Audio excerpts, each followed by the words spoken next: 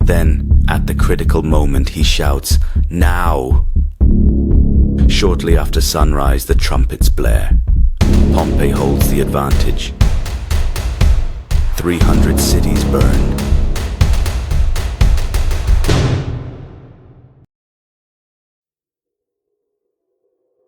Welcome to a journey back to a time when the fate of the world hung on a knife's edge.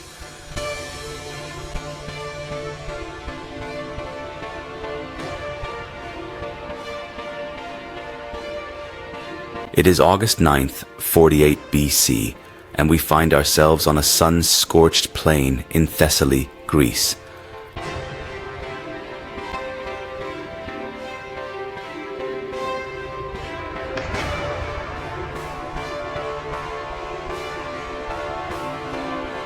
Dust swirls through the air, carried by a hot wind sweeping over the hills.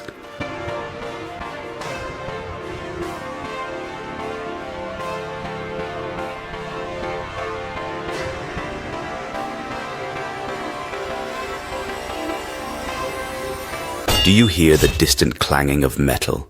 That's the sound of two of Rome's greatest armies preparing to clash.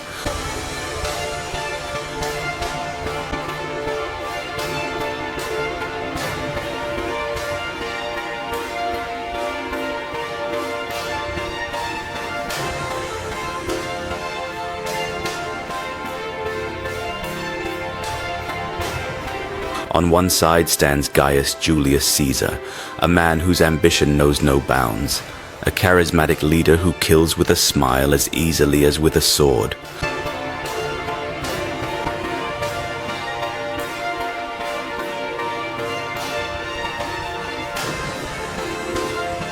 On the other side stands Gnaeus Pompeius Magnus, the great lion of Rome, a war hero whose fame once filled the entire Mediterranean.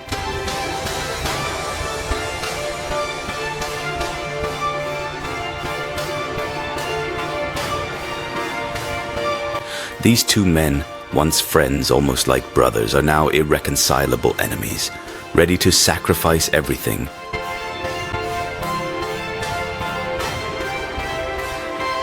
Their glory, their honor, their lives.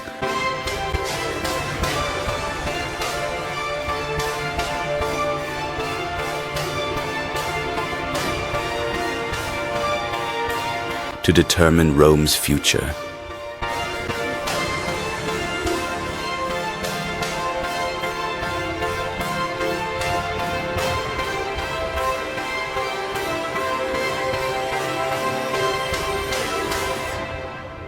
Imagine you're standing there among the ranks of the legionaries.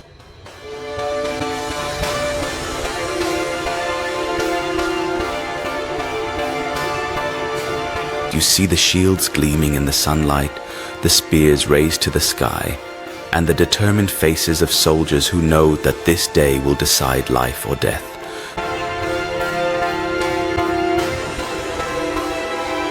This is not just a battle. It is a turning point, a moment that will change history forever.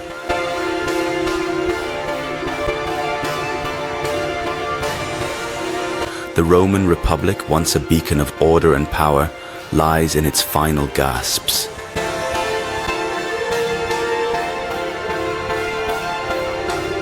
From its death, an empire will be born, and the men fighting today will be the architects of this new world.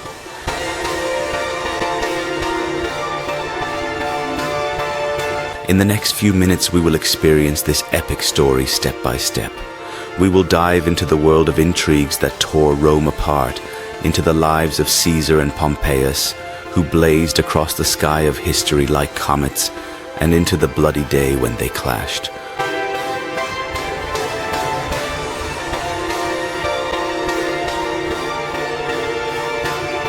Why did Caesar risk everything? What drove Pompeius into this fight?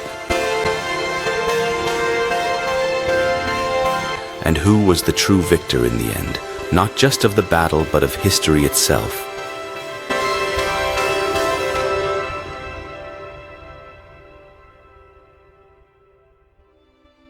Join me as we uncover the past and find out what really happened when Rome tore itself apart.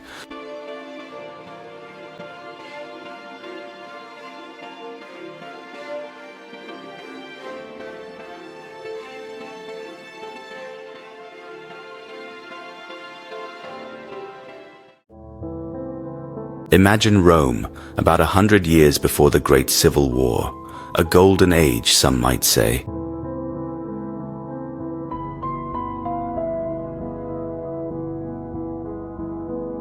The city is a mosaic of splendor and misery.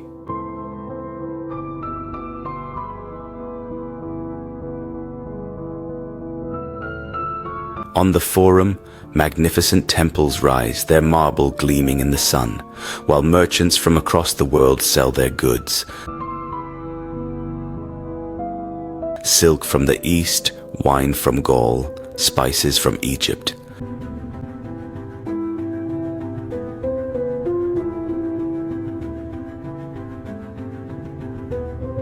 But beneath this grand facade, unrest brews. The Republic, once seen as a beacon of liberty and justice, is now a sick giant.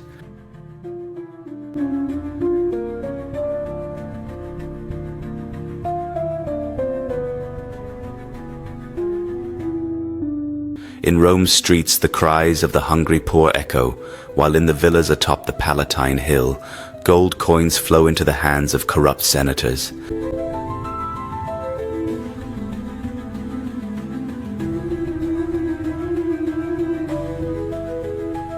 The divide between rich and poor has become a gaping chasm.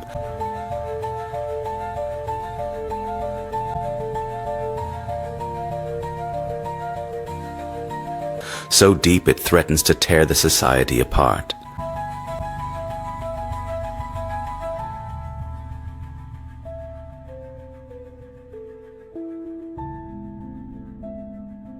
About 50 years earlier, two brothers dared to challenge this injustice.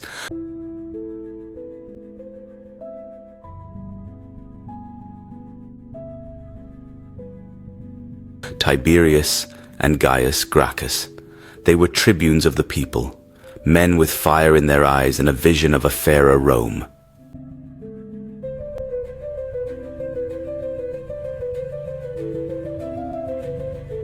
Tiberius stood before the popular assembly and declared, "The wild beasts of Italy have their dens, but the men who fight and die for Rome have nothing but air and sunlight."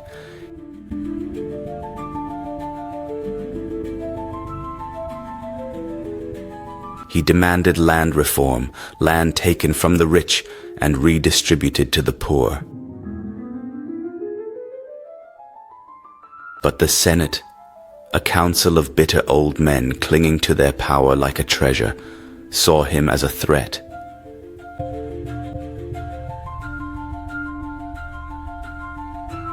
In 133 BC, Tiberius was beaten to death in the middle of the Capitoline Hill.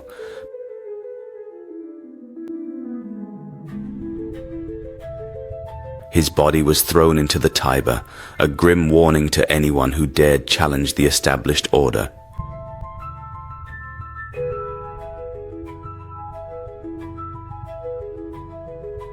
Ten years later, his brother Gaius followed. He too fought for the people, and he too died.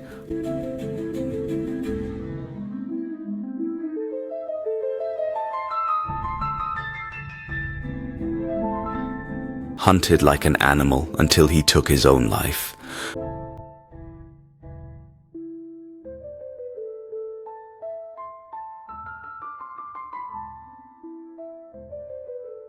But this was only the beginning of the chaos.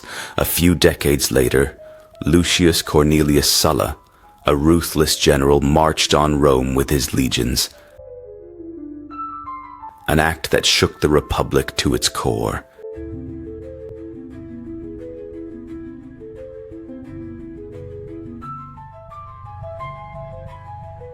It was the first time a Roman general had turned his army against his own city.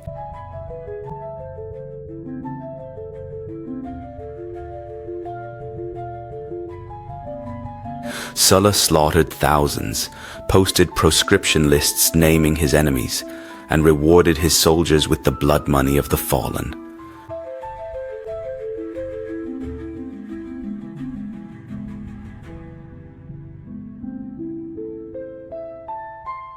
When he died, the Republic was a mere shadow of its former self.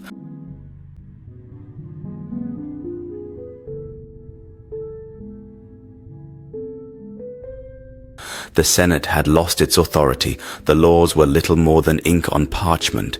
Real power now rested with men who wielded swords, generals who ruled their armies like private kingdoms.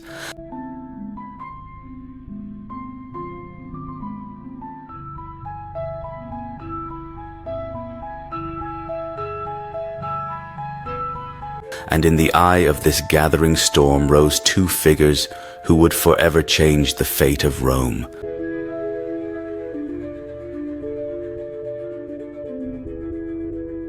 Julius Caesar and Pompey the Great.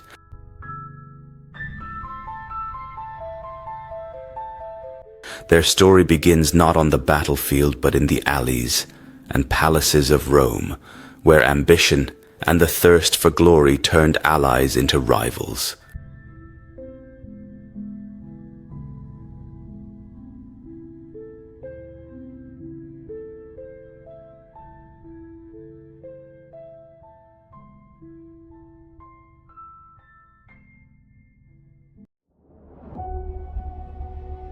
Gaius Julius Caesar was born in 100 BC into a patrician family, but his life was far from a fairy tale.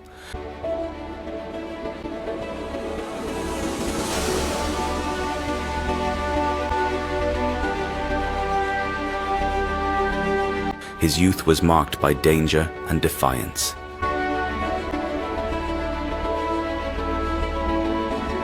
At just 25, he sailed across the Mediterranean when pirates captured his ship.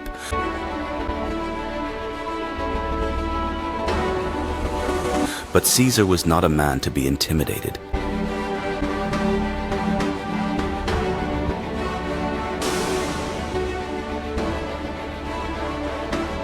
When the pirates demanded 20 talents of silver as ransom, he laughed in their faces and said, "I'm worth 50, you fools."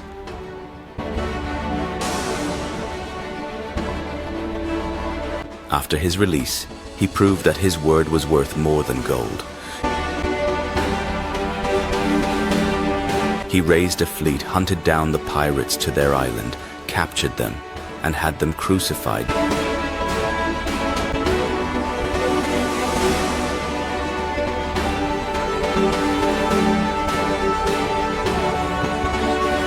Just as he had promised while still their prisoner. This blend of boldness and brutality made him a legend early on.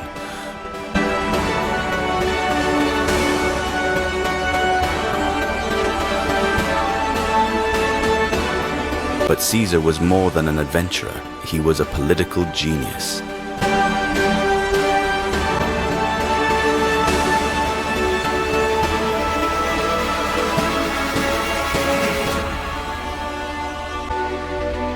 In Rome, he used his charm and cunning to make both friends and enemies.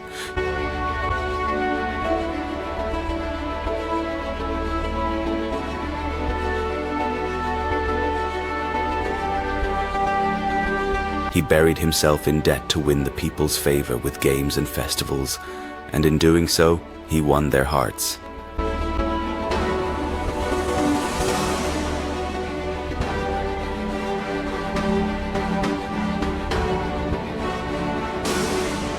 When he finally became governor of Gaul, he showed the world what he was truly capable of.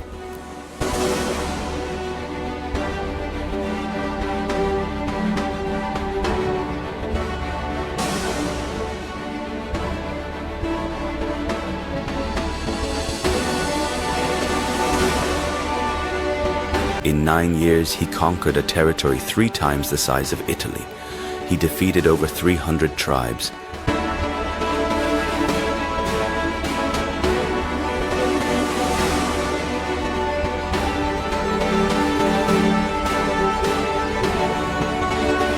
killed 1 million Celts, and turned a wild province into a Roman jewel.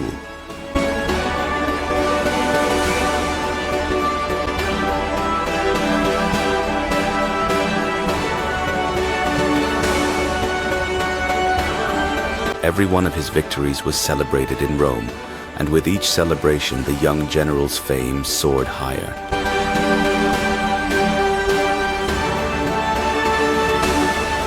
Standing on the other side was Gnaeus Pompeius Magnus.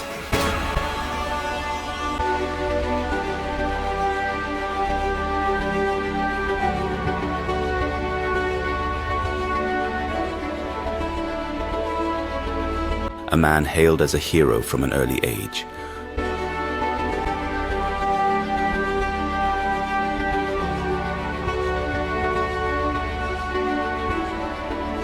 Born in 106 BC, he was already fighting alongside his father against Rome's enemies at the age of 24.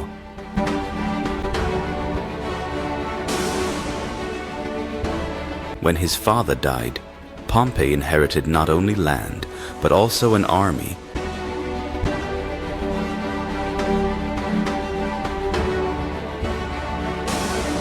Which he wielded with masterful precision. By 35, he had eradicated the pirate threat in the Mediterranean.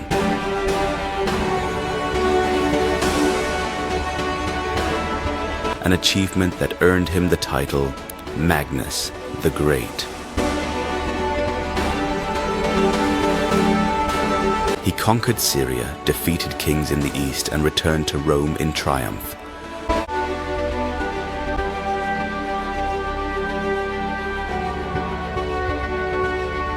The people adored him. The senators feared him. For a moment he seemed unstoppable.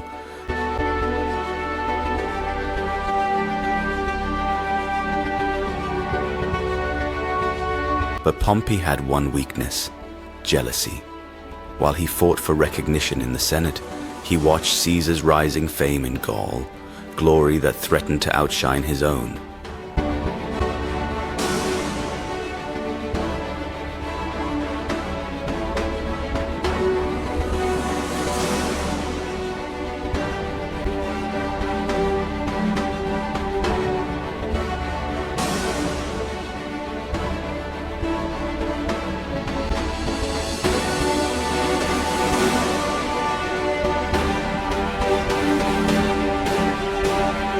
What truly bound them together, however, was a woman, Julia, Caesar's daughter and Pompey's wife.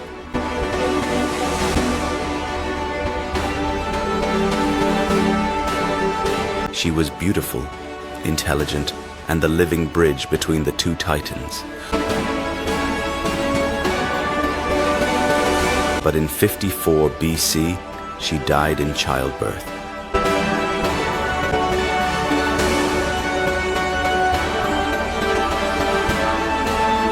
Pompey mourned.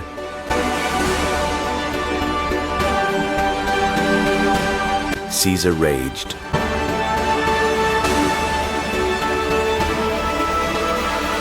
And the bond that had once stabilized Rome fractured, transforming friendship into rivalry, and rivalry into a feud that would shatter the Republic.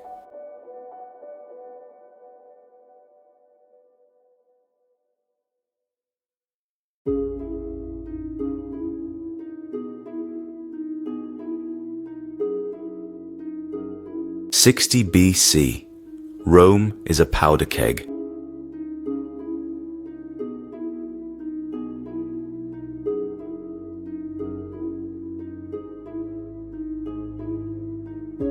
Three men forge a pact to share power.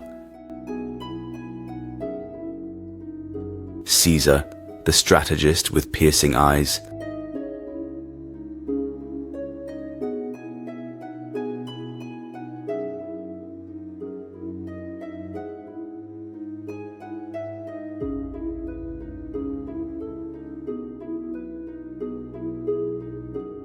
Pompey, the war hero with a golden aura.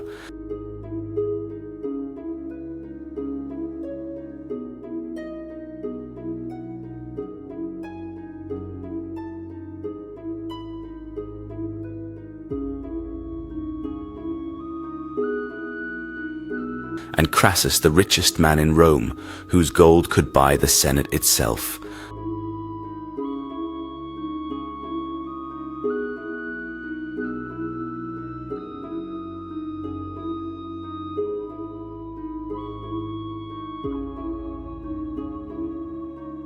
This was the first triumvirate, a political alliance meant to save the Republic.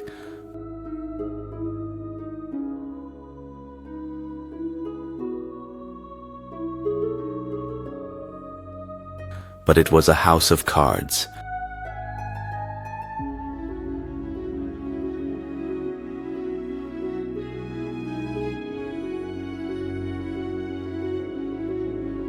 Crassus's greed drove him into war against the Parthians.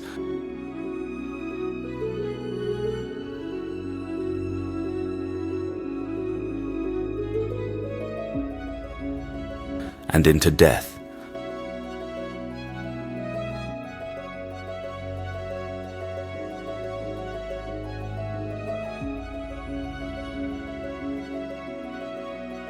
Pompey basked in his own glory.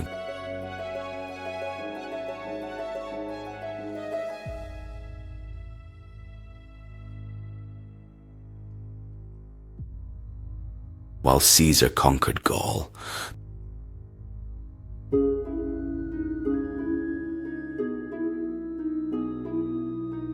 The threads of their unity unraveled, and the triumvirate became a stage for their hatred.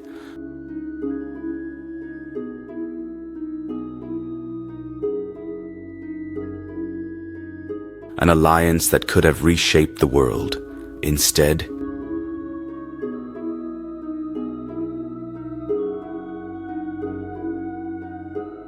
it led to civil war.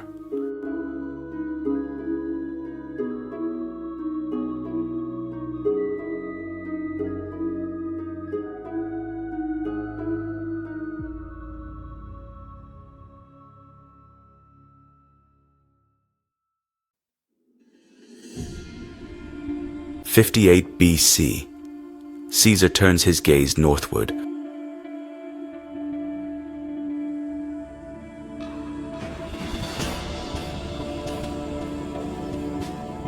Gaul, a land of wild tribes, endless forests, and hidden treasures, calls to him.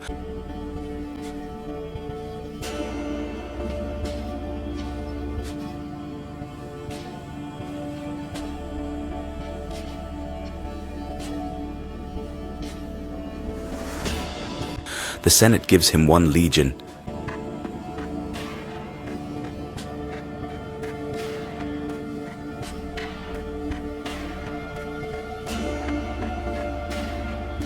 But he takes an empire.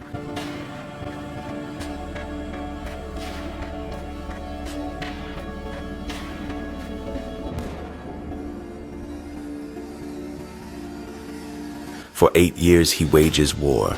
The Helvetii fall, the Belgae break. Vercingetorix kneels in chains.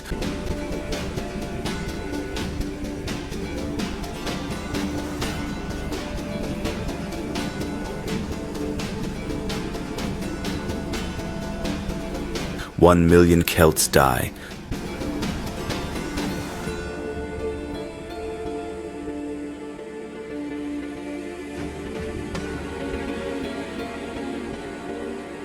"300 cities burn.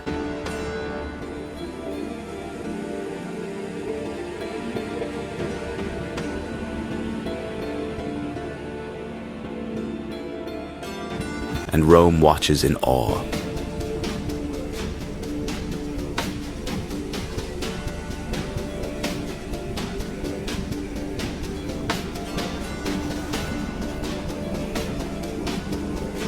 His fame grows like a storm, but with every victory, the shadows lengthen.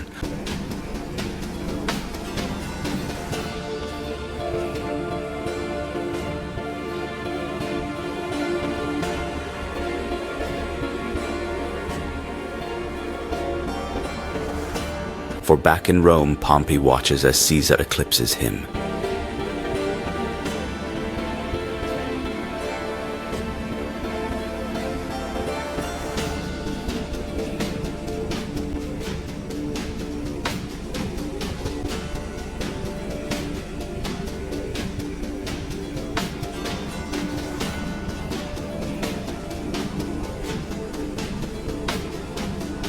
The Senate trembles. Is this man still a general, or already a king?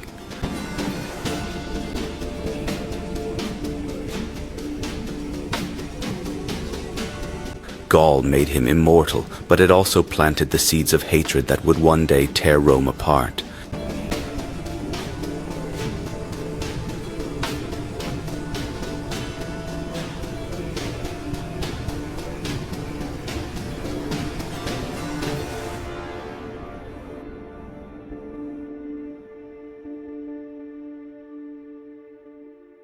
January 49 BC. The world holds its breath.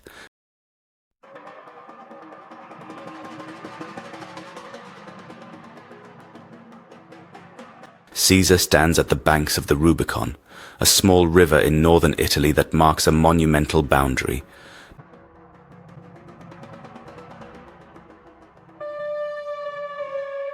Behind it lies Gaul, where he rules as governor. Before him lies Italy.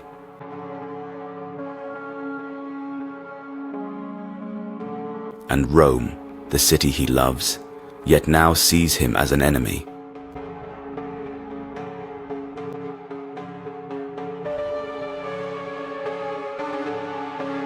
The law is clear. No general may cross this river with an army. To do so is treason, a betrayal of the Republic, a declaration of civil war. Caesar knows this. Clad in his crimson tunic, the wind at his back, he looks to his men.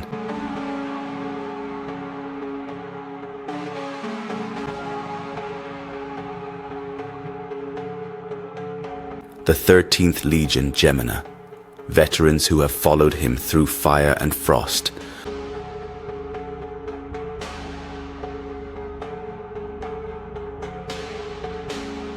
They return his gaze, ready to follow him to death.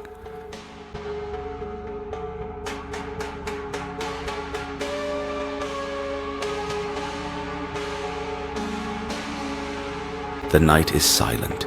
Only the river murmurs, and the faint clinking of armor drifts through the air.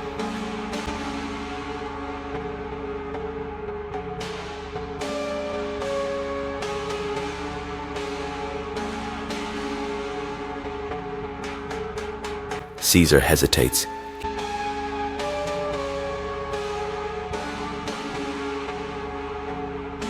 He thinks of his enemies in the Senate, those who seek to exile him.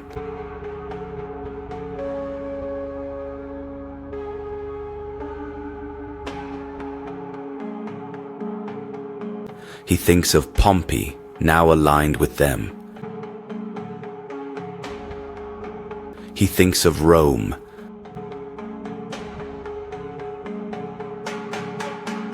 and the power that awaits him there.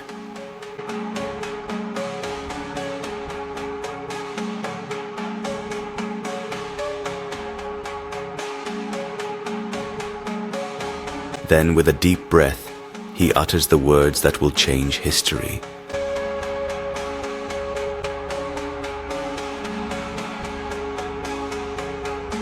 Alea iacta est. The die is cast.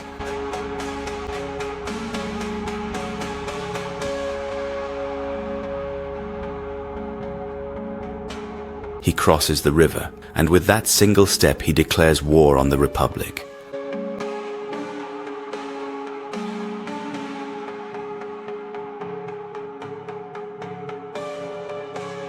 Was it madness? Was it courage? Or the calculated resolve of a man who knew only the bold survive?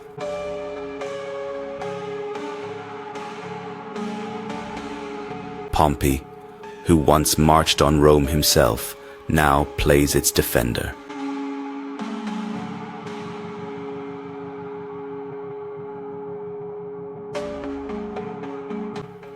Follow me to Greece, he urges the Senate.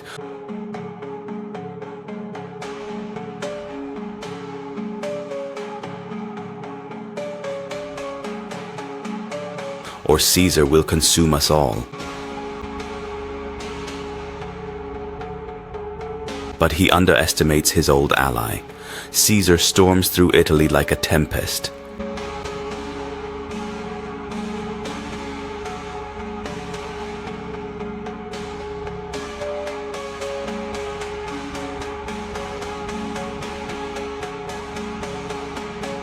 cities fling open their gates. Soldiers defect to his side.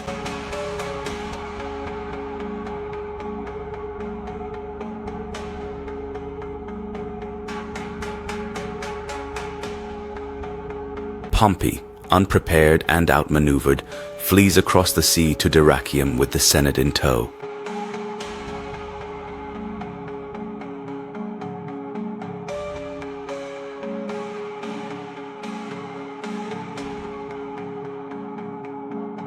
Yet Caesar doesn't relent. He pursues him through storms, through famine, through every hardship.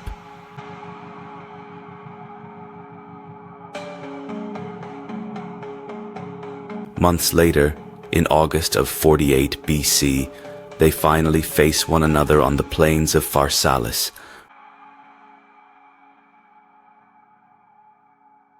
Ready for the battle that will decide the fate of Rome.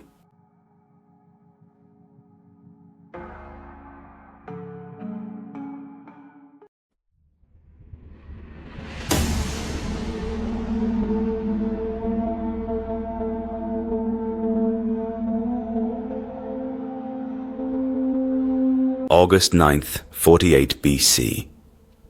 The plains of Pharsalus simmer in the morning heat, a cauldron of tension and rising dust.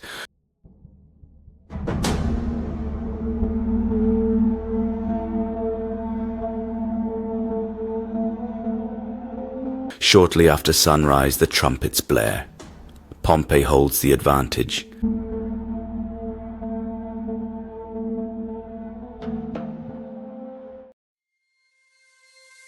His army is 40,000 strong, twice the size of Caesar's 20,000.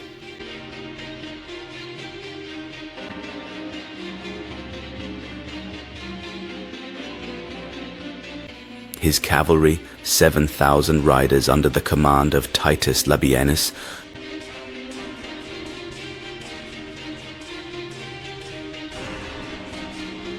a brilliant commander who once fought at Caesar's side, stands poised for the kill.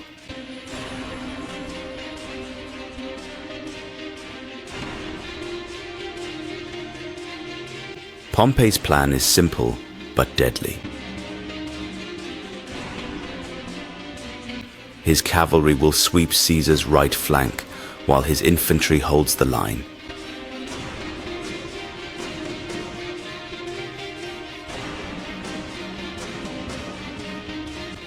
He watches from a hillside, arms crossed, with the confidence of a man who believes the gods favor him.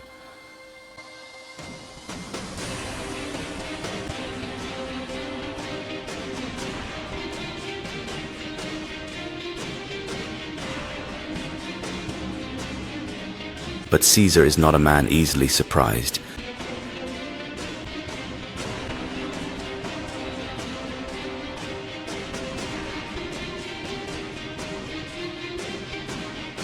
He has studied his enemy's movements, read his intentions, found his weaknesses.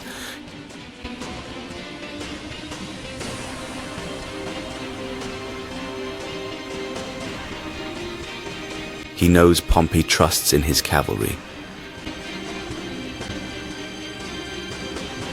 And that will be his downfall.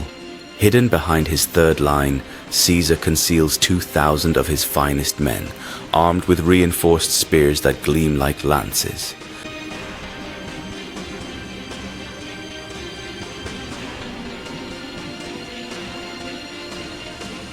He gives them one command: wait until they're close, then strike.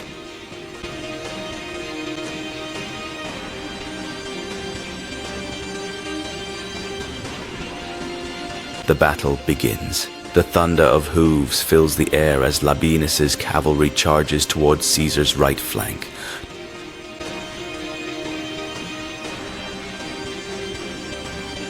Dust clouds rise, the ground trembles, but Caesar remains calm. Then, at the critical moment, he shouts, "Now!"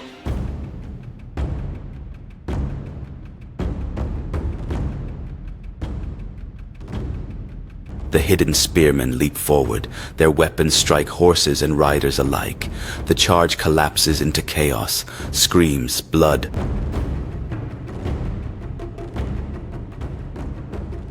Falling steel. Pompey's pride, his cavalry, disintegrates in panic.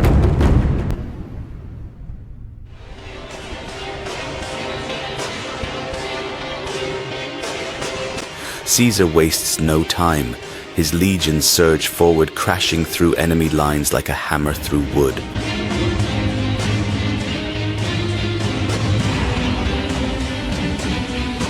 Pompey's infantry, many of them raw recruits, begin to break. By midday, it is over.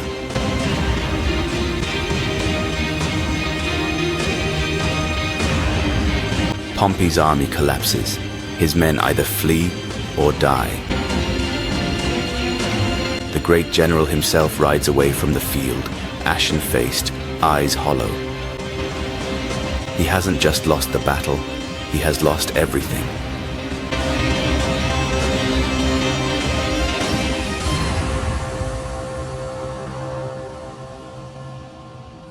After Pharsalus, Pompey is a shadow of his former self.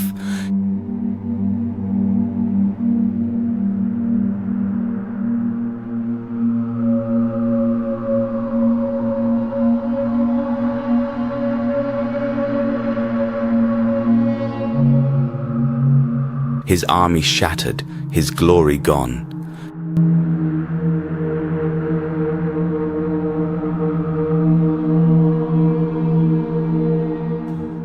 He flees to Egypt, the land of pharaohs, in desperate hope of refuge.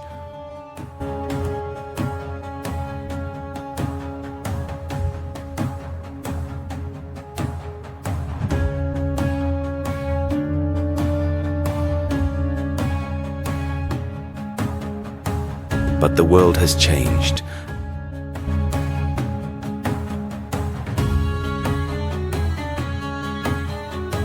And Egypt is no longer a friend.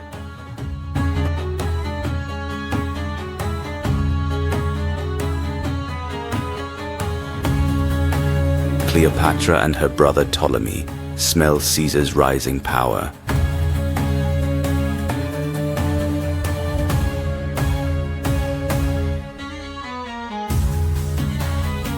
Pompey, once the lion of Rome, has become a pawn on their board.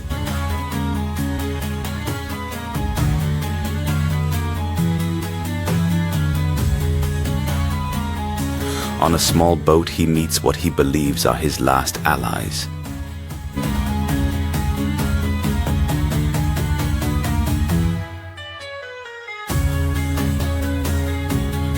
Or are they his executioners? He didn't know it, but his fate was already sealed.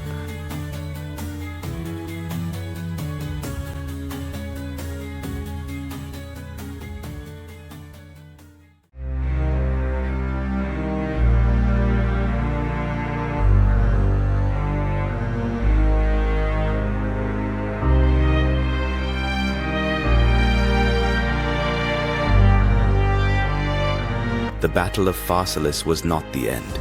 It was the beginning of a new, blood-soaked chapter.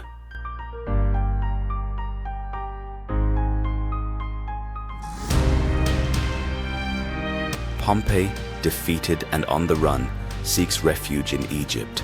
His red tunic, once a symbol of Roman greatness, now hangs limply from his shoulders.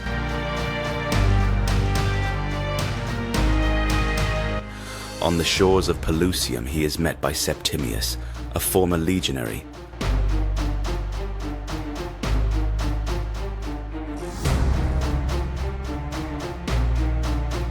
Pompey whispers, "You too, my son." But with a swift strike, Septimius severs his head. His blood stains the sand. His head is sent to Alexandria, a gift for Caesar.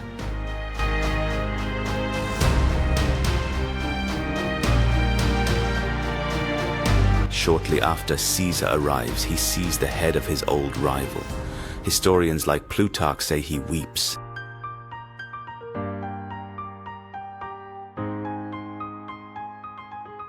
Out of grief, or perhaps relief.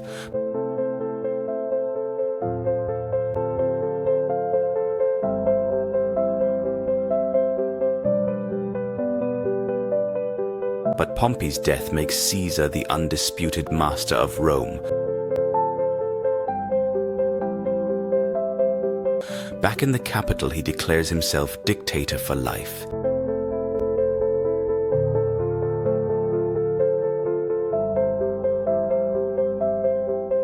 He launches reforms, a new tax system, land for the poor, the Julian calendar.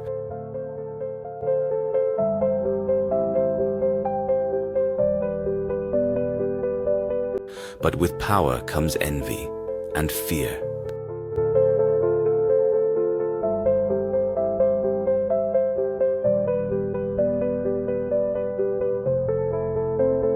March 15th, 44 BC. The theater of Pompey. The hour of reckoning strikes.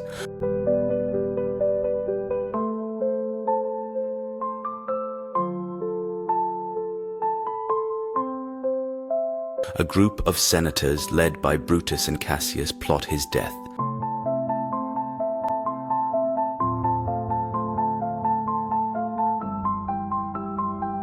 They fear the loss of their influence, see in Caesar a tyrant destroying the Republic.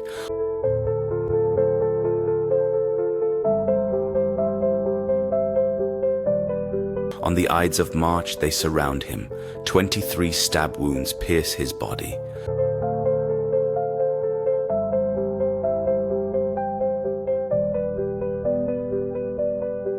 And when Caesar sees Brutus, he murmurs, "Et tu, Brute? You too, my son?"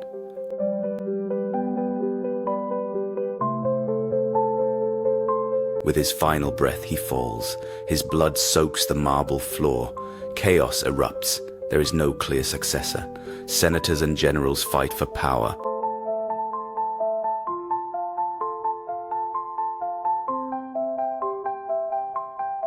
But from the ashes rises Octavian, Caesar's adopted son, the man who would one day become Augustus, Rome's first emperor.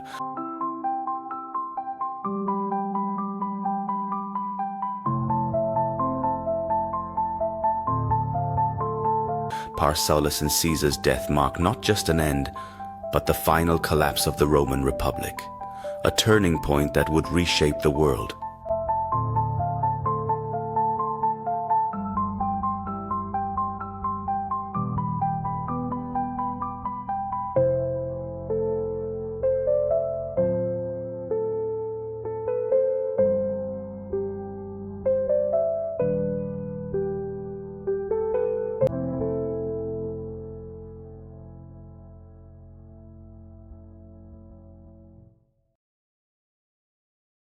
Here in Pharsalus, the fate of Rome was sealed.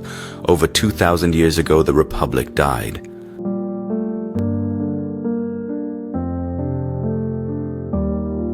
First with Pompey's defeat.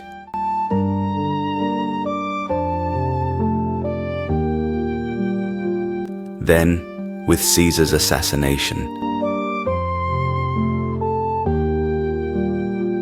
His death in 44 BC did not bring the peace his enemies had hoped for. Instead, it unleashed chaos.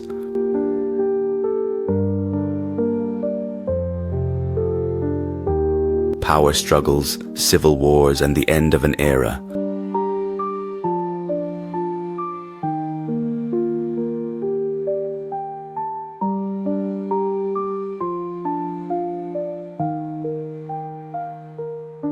From that storm rose Augustus, who would found the empire that shaped Rome for centuries to come.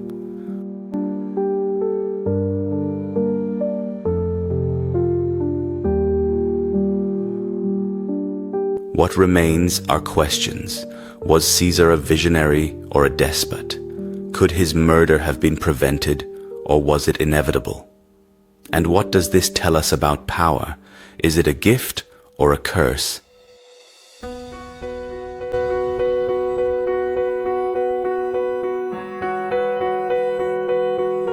History offers no easy answers, only shades of grey where heroes and villains are often one and the same.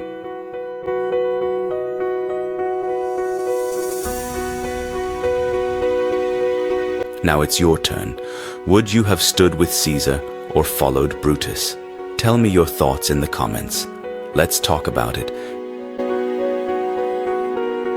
History lives on, through us. Thank you for watching. If you enjoyed this video, like, share, and subscribe.